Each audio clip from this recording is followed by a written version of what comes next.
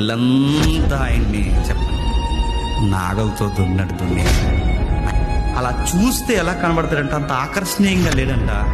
రక్తపు మొత్తం నిలబడితే ఎలా ఉంటాడో అంత చూడలేనంతగా అయిపోయాడంట. ఆయనకి జరిగిన పట్టాభిషేకం, ఆయనకి తైలాభిషేకం వేయలేదు, ఆయనకి 6 రకాల నూనెతో ఆయనకి పట్టాభిషేకం జరగలేదు. ముఖం మీద ఉమ్మెలతో పట్టాభిషేకం. చేదు ద్రాక్ష రసాన్ని ఇసిరేశారు, కొరడాలతో కొట్టేశారు, బయటికి ఇసిరేశారు. అక్కడే గవిని వెలుపల పట్టాభిషేకించారు.